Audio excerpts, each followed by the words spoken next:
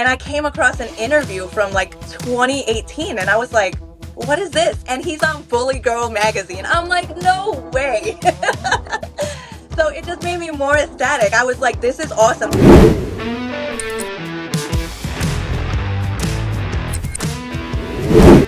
Hey, I'm Gigi. Welcome to Bully Girl Magazine podcast. And today we're with a very special guest. We're with Nikki Fedeli. She's a veterinary technician. We're so honored to have you as our guest. Welcome. Thank you. Thank you. I'm honored to be here. We're so happy. And you're holding a beautiful baby. Tell us about him or her. So this is Sir. Sir is a hydrocephalus and a cleft palate nano bully. What a sweetheart. So tell us about the conditions, the two conditions. Okay, so hydrocephalus is what people have been calling water on the brain or waterhead. So what it is when your cerebral spinal fluid, which is the fluid that protects your brain when you're moving, and if you ever, heaven forbid, get hit, it protects your brain from trauma, it gets overproduced. So his body can't get rid of it. So instead of his skull closing, his fontanelle stays open like the soft spot on a baby, and his head just expands from all the fluid. And then the cleft palate, let's see if he'll let me open, unfortunately, is a huge hole in the roof of his mouth. Oh, baby, I know, I'm sorry. Yes, we see. Right, so that goes straight into his lungs, it goes into his stomach. So a lot of times these puppies don't survive without the right care taken. And he's surviving. He's a hero. Yes, 7 weeks, 7 weeks. 7 weeks old. What a sweetheart. So, which are the treatments? Like, you have to be with him 24/7, right? Yes. So with any cleft palate puppy, they all have to be tube fed. There's no way for them to get a suction and correctly be able to get any nutrients into their stomach because the cleft, like I said, goes into their lungs. A lot of them will aspirate and pass away. So with cleft palates, 100% they're tube fed. And then as they get older and start to get into the mush stage, there's a special way to make food for them so that it doesn't get into the cleft and goes into their stomach. With the hydrocephalus, I have my own type of holistic ways. And then later on, if they do survive around like 5 weeks old, I do put them on a diuretic. But a lot of people have their own type of little remedies. Like I said, mine are holistic, and so far I'm 10 out of 12 surviving. So I'm happy to announce that. 10 out of 12. 10 out of 12 so far. Congratulations. Thank you. I love holistic treatments. Are they less invasive, or how does it work? Yes. So the thing with the hydrocephalus is even humans can get it, and the only way pretty much to correct it is by putting stunts in their neck and having the fluid drain that way. A lot of puppies don't make it long enough to be able to survive to get the surgery because all the intracranial pressure causes seizures. 9 out of 10 times they pass from the seizures. Oh, baby. Yeah. So how did you get to meet Sir? How was that? He's your patient? Right. So I've been breeding dogs for about 13 years. I took a break for a while and I started volunteering at a veterinarian clinic. And I said, you know what? I really like this. So I started working there. And then eventually, as it was a general practice, eventually it started turning into more of a reproduction practice. So I started meeting a lot of breeders and things like that. And probably within the past 8 to 10 years, there's been an influx of these different diseases like the cleft palate and the hydrocephalus and the water babies.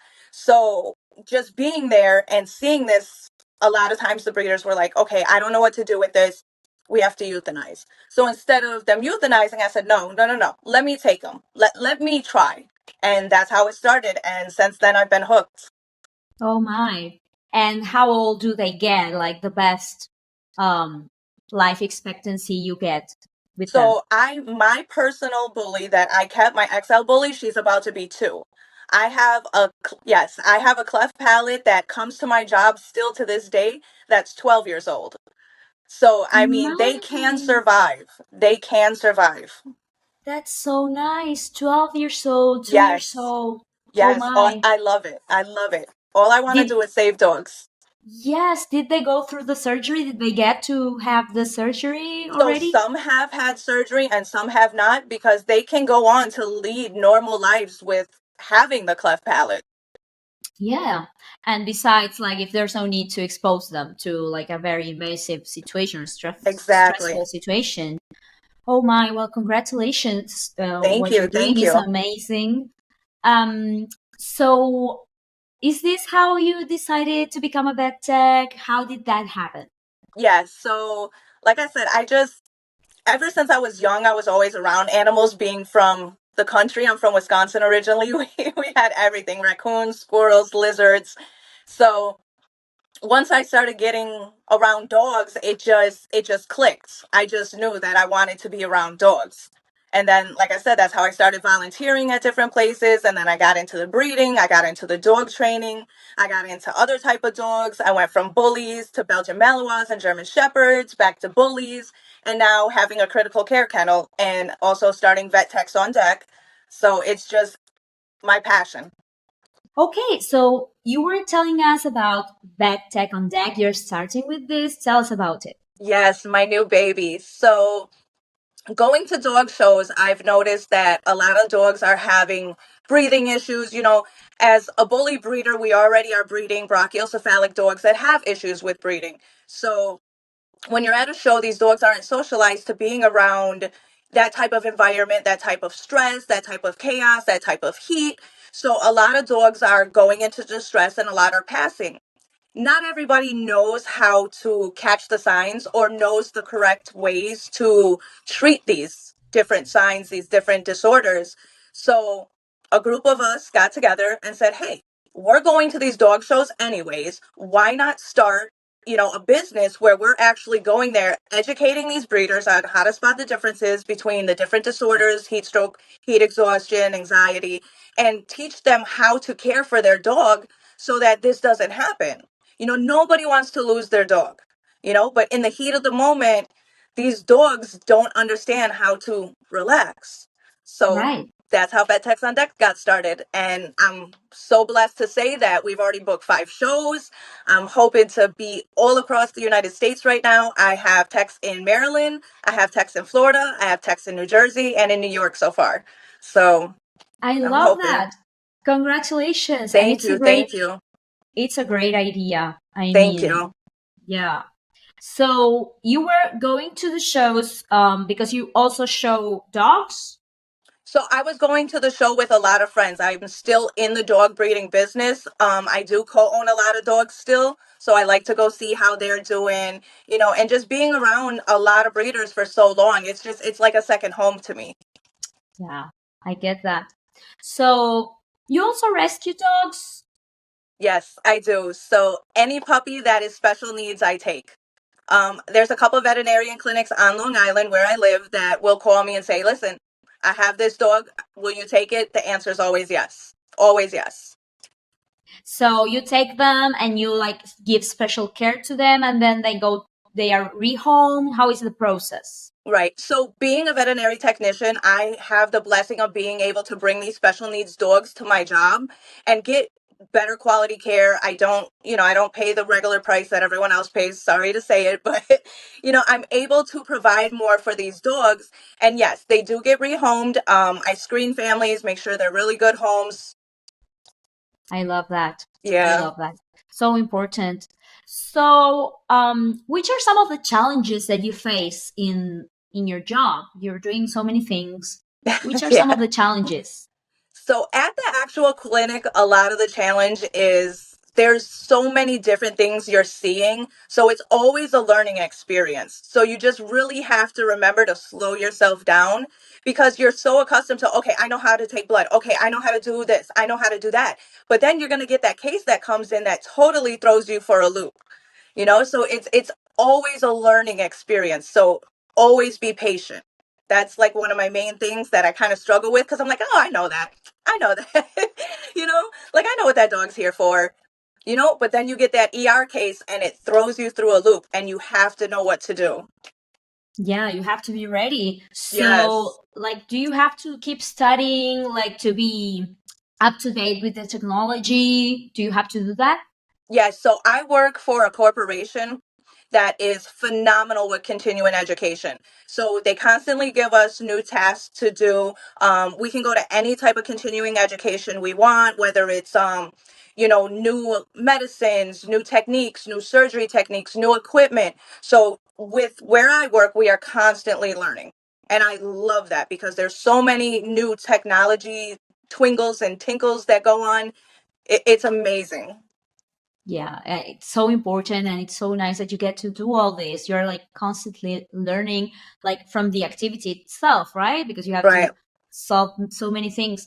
So which are some of the most rewarding aspects of your job? Mm. Honestly, when a sick dog comes in and then it comes in for that recheck and that dog's great. That's everything. That's everything. I love that.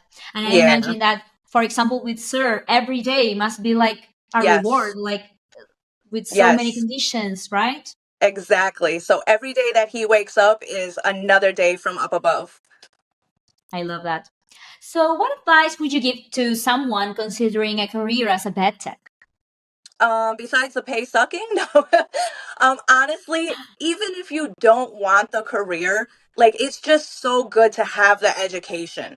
It's not useless, especially if you're a dog breeder, a whelper, even a dog owner. There's so many places that you can get educated online that you just kind of need to be educated in that. A lot of veterinarians use a lot of terminology that a lot of normal people can't understand. It's the same thing when we go to the doctors. So just being able to understand what's going on is going to help you care for your pet so much better. So I love being a veterinary technician. And I'm just kidding. You can make really good money doing it. But I mean, if you want to do it, just do it because it really is rewarding. Just like any job, it's stressful. You're going to get overwhelmed. But at the end of the day, just knowing that you saved a life or you healed a dog or a cat, sorry, or a cat, it really, really, really is rewarding. I love that. It must feel great. Um, so, we are Bully Girl Magazine. I Yes. wanted to ask about what are some common misconceptions, in your opinion, about the bully breed, and how do you address them in your work? So that is a big thing in the veterinarian world. A lot of veterinarians are very pro spay and neuter. So when a dog comes in that's a breeding dog or a stud dog or a litter of puppies come in, there is, some talk between the veterinarians. Even some staff is still, pro spay and neuter and breeding, but to me, it's a matter of opinion. I try to stay humble and everyone's allowed their opinion, but until you've actually been around it, it's not fair to be stereotypical and judgmental of the bully breed because it's the same thing being judgmental and stereotypical of a group of people. It's the Mm-hmm. same thing. Just because there's one breeder out there that isn't up to par as a real high quality breeder, that doesn't make all breeders bad. It doesn't make the whole breed bad, you know? So Yeah, I try to stay very neutral. yeah, I mean, yeah. obviously I'm pro breeders, but. No, of course, of course. So it's so important that you are, helping. There are also many misconceptions about for potential buyers. Like, oh, these dogs are dangerous. They are like, there's also that part, right? Right. I have an XL bully and I'm around XL bullies quite a bit. One of my best friends is an XL bully breeder. They're the most docile creature I've ever encountered. No matter what, you're going to have a dog that shows aggression because it is in their DNA, but it's all in how the owner trains their dog, treats their dog, nips that in the butt early on. There are some people out there that train their dogs to be mean, and, there's nothing we can do about that, but it's the same thing. There's people out there that are raising their children to be certain ways, so having that misconception is just, it's being very close minded. Yeah, yeah, I understand. So you have an extra large. I do. My little fat girl, Medea, come here, come here. She's not trying to hear it. What type of diet do you Oh give her boy. throughout the year? Okay, so before Medea, because she has a lot of allergies, she was born with a lot of Oh, defects. Besides hydrocephalus, she was born with luxating patellas, degenerating hocks, and a lot of skin issues. So she actually is on a specially based kibble. But prior mm-hmm. to her, I fed raw. All my dogs have been raw fed since as long as I can remember. Oh So, my. yeah, she's my only dog that's on kibble.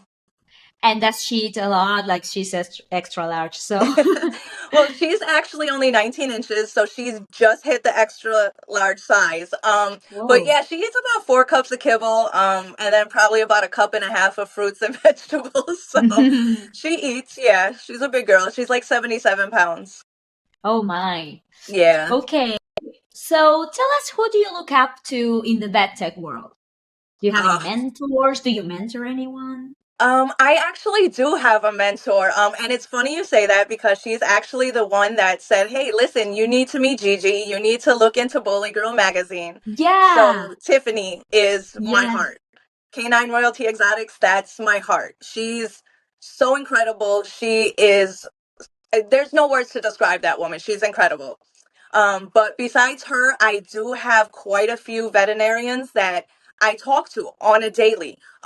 They're there to answer my questions. They'll, tell me why this, why that. Any question I ask them, they're always there for me. So to me, not going to veterinarian school because I don't want that debt, that kind of helps me, even become a better veterinary technician because I have their guidance. Mm-hmm. Mm-hmm. So important. I love that when Yes. you find someone and you can connect with them and work together and learn. It's so Yes. beautiful. I am blessed to have a very big network of people, from the veterinarians to bully breeders to other vet techs to whelpers to people that make holistic treats and do holistic treatments. I've been blessed. I love that. Which would you say is one of the most like uncommon holistic treatments you apply on your patients? Mm, that's probably a hard one. Um, there, the thing is, there's so many new things that are coming out. So I don't really like to experiment, especially with things that are just coming out that haven't been Mm, tested or haven't been proven. So like I'm mm. a very big coconut oil, turmeric, mushrooms person. So those are like my very three main go-tos. Yeah, me too. For Yeah. myself. Yeah. And do you find yourself using these sorts of therapies like when you're about to catch a flu and you use turmeric, or do you do that? Yep, all my own. Yes, everything that my dog gets. So when I used to feed raw, everything they ate, if I cooked it, I could eat it. I So love yeah, it. they don't get really anything artificial, no artificial coloring, things like that. I'm not with the big fake supplements and artificial vitamins. A lot of that I get from food, vegetables, and things like that. I love that. That's so important. Yeah. So you have a lot going on, but do you have any other hobbies or interests in your life? You have time? No, it's all dogs. It's all dogs. 100%. 100% it's all dogs, especially now we're starting, vet techs on deck. That takes up a lot of my time, networking, educating other people, collaborating with show hosts. Like, listen, okay, I understand. Like, I do charge for our services, but I mean, we have travel fees. We use a lot of equipment. So we come fully prepared, but it's not anything crazy. It really is very fair. But I even tell show hosts, listen, I understand if you can't front the bill, but listen, we would still love to be there. So we Hmm. go to these shows to support no matter what, because I'm not going to just go to a show because you hired me. I'm going to go to a Right. show because I enjoy it, because I support you, and because I want to make sure all those dogs are okay. Yeah, I love that. I love that. And it's a great way of building your community. And, it's so good that you're doing that. Exactly. And I really admire what you do. Thank you. So, last but not least, what do you think of Bully Girl magazine? I'm ecstatic about Burly Girl magazine. So it's funny, I had an ex-fiance that's a dogs trainer, and I was looking up his stuff on Facebook, and I came across an interview from like 2018, and I was like, what is this? And he's on Bully Girl magazine. I'm like, no way. So it just made me more ecstatic. I was like, this is awesome that this is something that's been around this long and it's still up and running. It's still popular. It's still, gaining fame and educating and encouraging. Like, I can't tell you how great of a thing actually Bully Girl magazine is, because you guys aren't just like going for the celebrities or going for, the people that are making $100,000 in the dog game or have 100,000 followers on, Instagram. You're actually bringing in genuine, real people. And I that's love that. incredible. Yeah, that's incredible. I agree. I absolutely agree. The magazine has been around for so long and there's so many interesting content. You get to learn so much from it. So it's great. Yes. Nikki, is there anything I didn't ask that you would like to share with us today? Not really. I mean, you're a great interviewer. You got great coverage. Like you went over all the topics. I just want people to know that there is people out there like myself that are willing to help you. Don't ever be afraid to ask. No question is silly. Our DMs are always open. Yeah, Vet Tech on Deck. Tell us your Instagram account. Vet Tech on Deck. No slash, no So underscore. it's all lowercase, vet underscore tech underscore on underscore deck. Oh, okay. Okay. I love that. Okay, Nikki, thank you so much for joining. It was awesome having you as our guest and sir and your extra large bully. That's And keep snoring on in the doing. background. Yeah. So we're keep doing what you do. It's awesome. And oh, I really want to see sir when he gets the helmet. Definitely, Please definitely. I got you. send us a picture. I We need to will. see it. So thanks for joining. Don't forget to follow Bully Girl Mag on Instagram. Visit BGM Warehouse to get some awesome Bully Breed apparel. And don't forget to purchase the latest issue of Bully Girl Magazine. And we'll be seeing you next time. Thank you. Bye bye. Bye, Thank Nikki. you.